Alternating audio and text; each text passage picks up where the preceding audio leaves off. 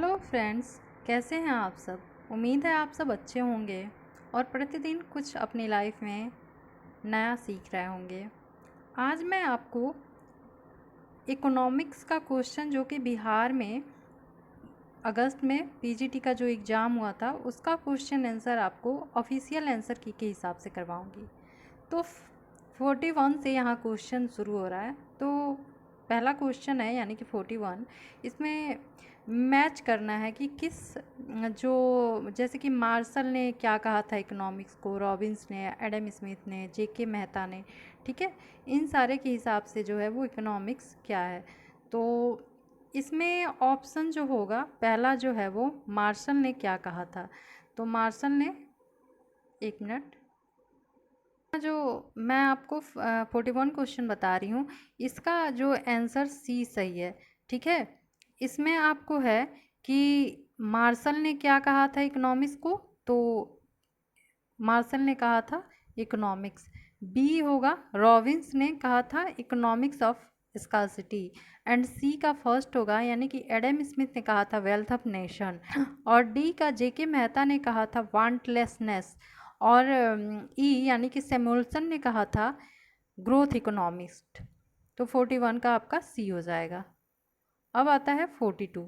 तो 42 में हो जाएगा when demand is unaffected after decreasing the price degree of elasticity will be। तो यहाँ आंसर आपका हो जाएगा ए, 0 हो जाएगा इलास्टिसिटी, ठीक है। अब मैं 43 क्वेश्चन देखती हूँ। है who stated economics is supplement of art and science both. तो 43 का हो जाएगा ऑप्शन सी, ठीक है। अब देखते हैं 44, choose the correct formula to calculate the price elasticity. तो 44 का हो जाएगा आपको ऑप्शन ए। अब आता है 45। तो 45 यहाँ हिंदी में भी दिया हुआ है, अगर आप देखना चाहते हैं तो इसको पॉज करके आप देख सकते हैं, ठीक है। 45, the excess of the price which he would be willing to pay rather than go without thing over which he actually does pay is the economic measure of the surplus satisfaction. It may be called the consumer surplus। तो ये definition किसके द्वारा दिया गया था, ठीक है, 45 number, तो ये मार्शल ने दिया था। अब 46 देखते हैं। Consumption is not only the starting point but the final point of economic activities, therefore the true process of economic activity is. तो 46 का हो जाएगा आपको ए आंसर। पहले वांट्स होगा, फिर इकोनॉमिक एक्टिविटीज होगी, फिर प्रोडक्शन होगा, फिर कंजम्पशन होगा। अब देखते हैं 47, the concept of consumer surplus depend upon. तो 47 का हो जाएगा आपको ए यानी कि डिक्रीजिंग मार्जिनल यूटिलिटी। अब हम देखते हैं 48, if the quantity of the one productive resource services is increased by the equal increment, the quantity of other productive services remaining fixed, the resulting increments of product will decrease after a certain point। तो ये definition किसने दिया था, तो 48 का हो जाएगा ई, none of the above. इसमें से किसी ने ये नहीं कहा था। अब चलते हैं 49 पे, बीच में यहाँ हिंदी में भी दिया हुआ है। तो 49 कहता है कि perfect competition prevails when the demand for the output of each producer is perfectly elastic. This intense first the number of seller is large so that output of any one seller is negligible, a small production of the total output of the commodity, and second that buyer are all alike in respect of their choice between rival seller so that the market is perfect। who gave the definition, ठीक है। तो आपको हो जाएगा इसका answer 9 है, 49 का answer आपको बी हो जाएगा, ठीक है। मिस्टर जॉन रॉबिन्सन ने कहा था ये। अब 50 पे पहुंचते हैं। The theory of cross elasticity of demand is, तो मतलब कि इसको किसने दिया था, तो 50 का जो हमारा आंसर हो जाएगा वो हो जाएगा बी, प्रोफेसर मुर्रे। एक मिनट, यहाँ हो जाएगा आपको प्रोफेसर मुर्रे, बी। ओके, अब देखते हैं हम 51। When the demand curve is straight the point elasticity found ED बराबर 1, तो प्राइस इलास्टिसिटी इसमें 1 हो जाता है, तो 51 का आंसर जो है वो आपको सी हो जाएगा। ठीक है, अब 52 देखते हैं।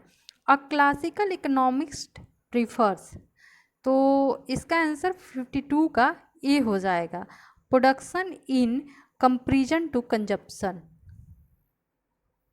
ए। 52 हो गया। और फिर 53 देखेंगे। Monopolistic firm will be in equilibrium when, तो 53 का जो सी हो जाएगा, यानी प्राइस जो है वो ज़्यादा होता है एमसी एंड एमआर से। अब 54 देखते हैं। Under discriminating monopoly when elasticity of demand is greater monopolistic will keep his price, तो क्या प्राइस रखेगा अगर इलास्टिसिटी जो है वो ज़्यादा रहेगी तो यहाँ जो है बी हो जाएगा, 54 का प्राइस वो लो रखेगा। 55 under discriminating monopoly there will be equilibrium when, तो 55 का जो आंसर हो जाएगा सी, MR1 बराबर हो जाएगा MR2 बराबर MC के। अब 56 देखते हैं। Which statement is true in monopolistic competition, तो 56 का जो है वो बी हो जाएगा, AR जो है वो ज़्यादा होगा MR से। 57 in perfect competition form are, तो 57 का आंसर ये हो जाएगा प्राइस एक्सेप्टर, मतलब कि ये प्राइस खुद से सेट नहीं करते हैं। 58 The act of selling the same article produced under a single control at different prices to different buyers is known as price discrimination, तो इसको किसने दिया था, तो 58 का हो जाएगा सी, मिस्टर जॉन रॉबिन्सन। अब हम 58 के बाद 59 नंबर क्वेश्चन देखते हैं। ठीक है, तो 59 है law of diminishing return is found, तो इसका आंसर हो जाएगा C, in some extent it applies in every economic activities, C. 60 under monopolistic competition, तो 60 का आंसर ई हो जाएगा, नॉन ऑफ द एबव, इसमें से कोई भी इसका आंसर नहीं है। ठीक है, 61 perfect competition prevails when the demand of the output of each product is, तो 61 का बी हो जाएगा perfectly elastic। 62 the national dividend is that part of objective income of the community including of course income derived from abroad which can be measured in money, who has given the definition of national income, तो 62 का answer हो जाएगा B, पीगुन ने ये definition दिया था। अब 63 पे आते हैं। इसमें पूछा गया है कि नेशनल इनकम को कौन सा रिप्रेजेंट करता है। ठीक है, तो इसका होगा none of the sorry more than one of the above, मतलब इसमें एक से ज़्यादा है। ठीक है, 64 in monopolistic competition when firm getting normal profit what condition should be fulfilled under long period, तो 64 का ए हो जाएगा, यहाँ प्राइस जो है एवरेज टोटल कॉस्ट के बराबर होता है, प्राइस एवरेज टोटल कॉस्ट के बराबर होगा। 65 में पूछा है कि ये जो दिया गया है इसमें से कौन रॉन्ग है, national what is wrong with the census of India and national sample survey, तो 65 का जो आंसर हो जाएगा C, both are funding agency for social and economic issue, ये गलत है कि जो सेंसस ऑफ इंडिया है और नेशनल सैंपल ये फंडिंग करते हैं, ये चीज़ गलत है। ठीक है,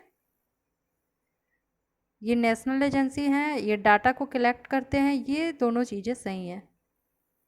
अब 66 देखते हैं। If seller and buyers number is not large, goods are not homogeneous, and there is no complete knowledge about market to seller and buyer, then there will be, यहाँ क्या होगा, तो 66 का आंसर होगा सी, मोनोपोलिस्टिक कंपटीशन। यहाँ कह रहा है कि सेलर और बायर का नंबर भी ज़्यादा नहीं है, गुड्स जो होमोजेनियस नहीं है, मतलब कि एक समान नहीं है, ठीक है, डिफ्रेंशिएटेड है, और कंप्लीट नॉलेज भी नहीं है उसके बारे में, तो फिर क्या होगा, यहाँ मोनोपोलिस्टिक कंपटीशन हो जाएगा। ठीक है। 67 errors can arise in data, तो इसको कैसे जानते हैं, तो 67 का हो जाएगा आपको बी, ये नॉन सैंपल एरर है, नॉन सैम्पलिंग एरर। अब हम हिंदी वाला भी आप पॉज करके देख सकते हो। 68 देखते हैं। विच of the following statement is true, तो इसमें हो जाएगा एनएनपी जो बराबर होता है जीएनपी में से जब डेप्रिसिएशन को हम माइनस कर देते हैं, यानी कि ए।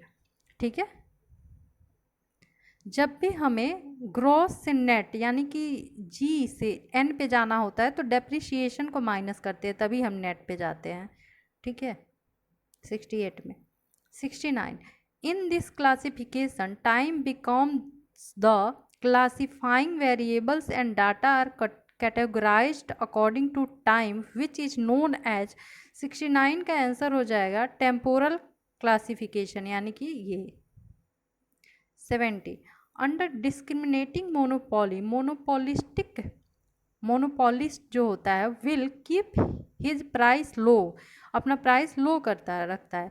Where degree of elasticity of demand is, तो 70 का ए हो जाएगा, क्योंकि इलास्टिसिटी ज़्यादा है तभी तो वो अपना प्राइस कम रख रहा है ना, कंज्यूमर के पास ऑप्शन है कि वो चेंज कर सकता है। प्राइस डिस्क्रिमिनेशन इज पॉसिबल, कहाँ प्राइस डिस्क्रिमिनेशन, प्राइस डिस्क्रिमिनेशन का मतलब होता है कि हम अलग व्यक्ति से अलग मार्केट में या अलग जगह पे अलग अलग जो प्राइस है वो लगा सकते हैं। ठीक है, तो 71 का आंसर हो जाएगा आपको D, more than one of the above. तो यहाँ वही दिया है कि नेचर ऑफ गुड्स पे डिपेंड करेगा, स्पेसिफिक कंज्यूमर पे डिपेंड करेगा कि कैसा हम प्राइस उससे, मतलब अलग अलग प्राइस कैसे ले सकते हैं, डिस्क्रिमिनेट कर सकते हैं। 72 है व्हाट इज़ ट्रू, तो इसमें सी, एपीसी बराबर एपीसी प्लस एपीएस बराबर 1 होता है। ठीक है, ये सही है। अगर बी में एमपीसी और एमपीएस रहता तो वो भी सही रहता। ठीक है। 73 इन मतलब जो 2023 था उसमें नेट एफडीआई इनफ्लो जो है वो डिक्लाइन हुआ, तो कितने बिलियन से डिक्लाइन हुआ था 2022-2023 में, तो 73 का हो जाएगा सी, यानी कि अभी जो वो 2023 में है वो $28 है, जबकि पहले जो था वो 38.6 था। ठीक है, सी। 73 हो गया। अब हम 74 देखते हैं। What was the electric production capacity during 1950 to 51, मतलब 1950 से 51 में इलेक्ट्रिसिटी का प्रोडक्शन क्या था, तो 2 से 3 हज़ार यानी कि 1000 मेगावाट था। इसका आंसर ए हो जाएगा। 75 which of the following statement is correct, तो 75 का हो जाएगा आपको the column division into 10 equal part is known as a decile, तो यही इसका सही आंसर होगा ए। वैसे आप पूरा पढ़ लेना, चूँकि मैं वो आंसर की करवा रही हूँ ऑफिशियल, इसलिए मैं ज़्यादा इसको लेंदी नहीं करना चाहती। 76 India current accounts deficit in January to March Q4 in 2023, तो इसका 76 का हो जाएगा ए आपको 1.3 billion, 2% of the GDP. 77 what is not true for Keynesian employment theory, तो इसमें से कौन सा कैंसियन एम्प्लॉयमेंट के थ्योरी के लिए सही नहीं है? तो यहाँ फुल एम्प्लॉयमेंट कभी भी नहीं माना जाता है, क्योंकि शॉर्ट पीरियड होता है, गवर्नमेंट जो इंटरफेयर कर सकती है, तो यहाँ फुल बी यानी कि गलत है। ठीक है। 78 under the special assistance scheme centre approves ₹56,415 crore to 16 states for capital investment, how much Bihar got? तो इसमें बिहार को कितना मिला? तो 78 में हो जाएगा बी, ₹9,640 करोड़।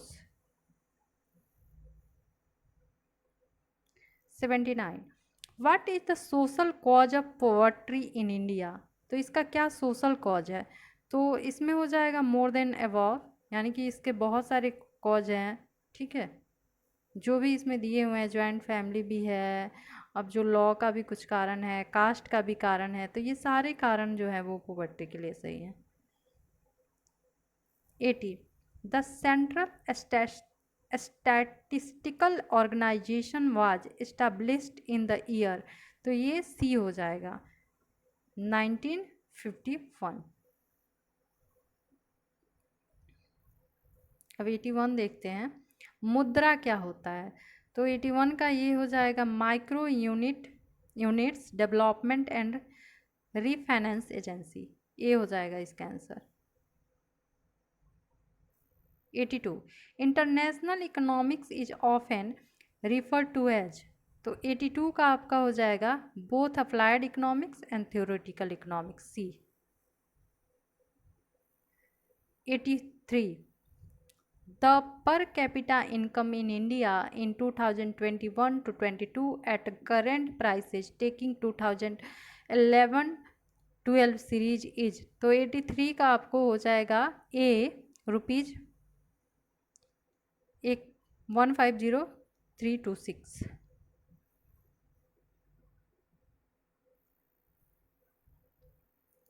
अब मैं आगे आपको 84 बताती हूँ। इन अ chronological classification the data are classified on the basis of, तो 84 का आपका हो जाएगा टाइम के हिसाब से ये होता है। 85 data originally collected for an investigation are known as, तो जो डायरेक्टली होता है वो प्राइमरी डाटा ही होता है, जैसे कि जो इससे पहले कभी भी नहीं मिला होता है डाटा, हम खुद उसको अरेंज करते हैं। ठीक है ना, तो वो छपा होता है तो वो प्राइमरी होता है, और सेकेंडरी में हो गया जो पेपर में आ गया, जो इकोनॉमी सर्वे में आ गया, तो ये सब तो सेकेंडरी होगा। फिर 86 according to Schumpeter economic equilibrium includes, तो इसका हो जाएगा more than above.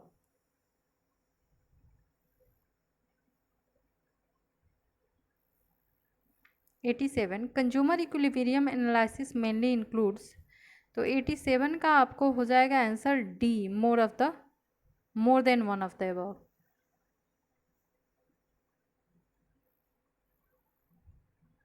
Cardinal ordinal ये सब उसमें होते हैं। ठीक है। 88 हो गया, in a perfectly competitive market there is always A R is equal to M R, C हो जाएगा इसका आंसर। यहाँ हिंदी भी है, आप देख सकते हैं। 89 in the estimation of national income which of the following method is used as the modern method, C हो जाएगा इसका answer social accounting method.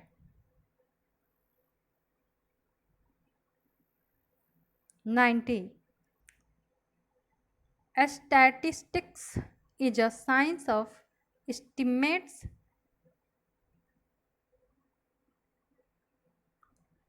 90 stat is a science of estimates and probabilities, this definition is given by, तो 90 का हो जाएगा आपको B. अब 91 देखते हैं, the year of India's first official census of population was, तो 91 का आपको बी हो जाएगा। यहाँ पे आपको फुल मतलब वो हुआ था सेंसस, लेकिन पहली बार 1872 में हुआ था, जो कि पूरी तरह से नहीं हुआ था।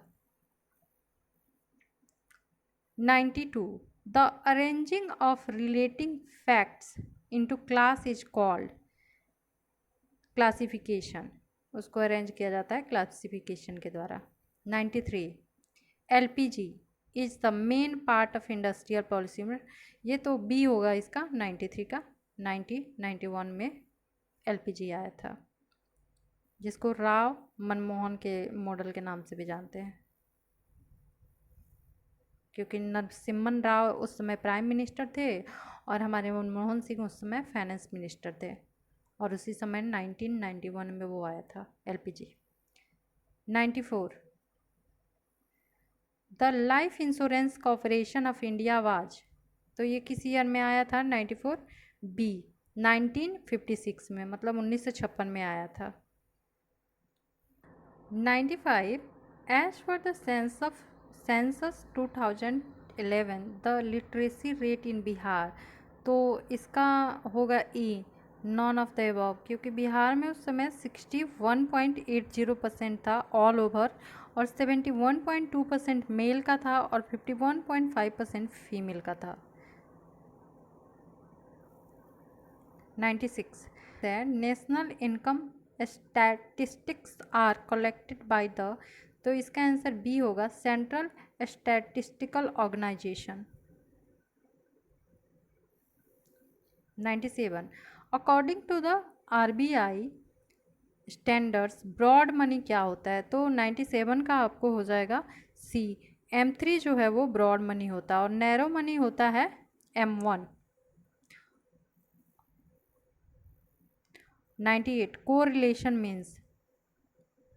बी होगा इसका answer change in one variable by change in the other variable. 98 के बाद हम देखेंगे 99. The father of stat. तो फादर कौन थे स्टैट के? तो इसमें हो जाएगा ये आपको गॉटफ्राइड. 100.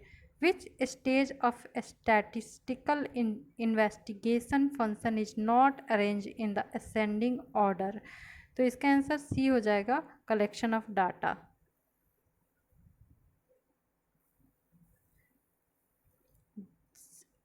101 मतलब कि 101. The second 5 year plan in India is known as. Industrial plan इसमें सबसे ज़्यादा हुआ था, और सेकेंड 5 ईयर प्लान में कौन थे? PC महालनोबिस जो थे उनके मॉडल पे आधारित था सेकेंड 5 ईयर प्लान. 102. स्टैटिस्टिक्स में rightly be called the science of average. तो ये किसने कहा था? तो बावले ने कहा था इस डिफिनीशन को. 103. बिहार रिकॉर्डेड द लोवेस्ट पर capita income against the national average in 2020. तो इसका हो जाएगा 50,745 रुपये. ए. 103 के बाद 104. International bank for reconstruction and development was established in. A 1944. The other name of macro economics is the. तो इनकम एंड एम्प्लॉयमेंट थ्योरी 105 का जो है आपको वो ए हो जाएगा. 106. Per capita energy consumption in Bihar has increased in 2019-20. कितना से बढ़ा? तो ये 332.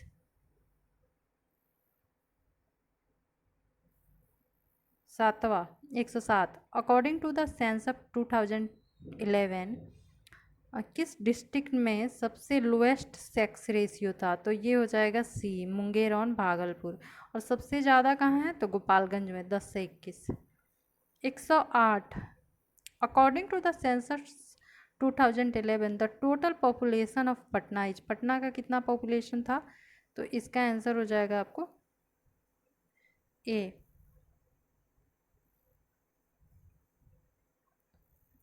109.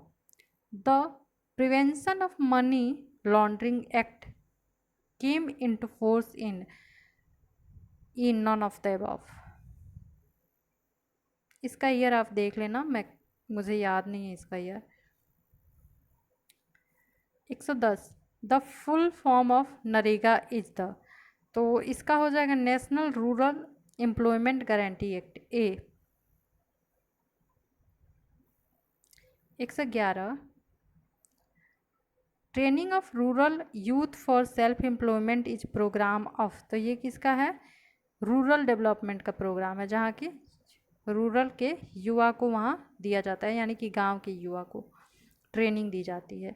मेक इन इंडिया किस साल में आया था? तो मेक इन इंडिया आया था 2014 में।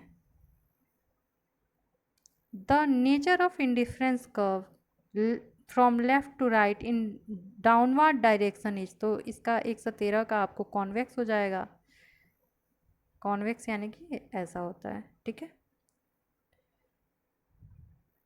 When both lower and upper limit are considered, such classes are called, तो इसमें हो जाएगा बी, इंक्लूसिव होता है, मतलब कि अपर लिमिट भी होता है और लोअर लिमिट भी होता है इसमें। स्टैट का ही क्वेश्चन है। पर 115, perfectly inelastic demand is equal to, तो ये 0 के बराबर होता है परफेक्टली इन इलास्टिक, इसका सेफ ऐसा होता है, तो ये परफेक्टली इन इलास्टिक होगा। परफेक्टली इलास्टिक डिमांड, तो 116 का आपको इनफाइनाइट हो जाएगा सी, और इसका ऐसा होता है, तो इसको ऐसे कर देते हैं, ठीक है। 117,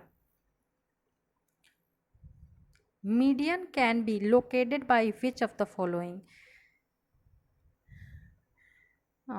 इसका हो जाएगा आपको ओजाइव कर्व। जब हम ऐसे एक लोअर बनाते हैं, एक अपर बनाते हैं, ठीक है, और यहाँ से मीडियन हम डिसाइड कर देते हैं। 117 का ये हो जाएगा यहाँ ओजिव, मतलब ये जो ओजाइव कर्व है उसके द्वारा हम मीडियन निकालते हैं। 117 का B. 118, in the monopoly market there is always, तो यहाँ क्या होता है? Average revenue is greater than the marginal revenue monopoly में, तो इसका ऐसा होता है, यहाँ ए आर हो गया और फिर यहाँ एम आर हो गया, ये मोनोपोली का मार्केट होता है। 119, which with the increase in investment M E C, तो क्या होगा? तो 19 का हो जाएगा, 119 का आपको डिक्रीज होगा। With the increase in investment जब बढ़ेगा तो क्या होगा? एम ई सी जो है वो घटेगा। 120, square diagram is called, 2 dimensional diagram होता है ये। तो मैंने यहाँ पे आपको जो 80 क्वेश्चन थे 41 से लेकर 120 तक, सीरीज ए के जो क्वेश्चन थे बिहार पीजीटी के जो 2023 में अगस्त में हुए थे उसको करवा दिया है। बहुत ज़्यादा टाइम ना लेने के लिए ही मैंने इसमें बहुत कम जगह पे एक्सप्लेन किया है जहाँ आपको ज़रूरत हो।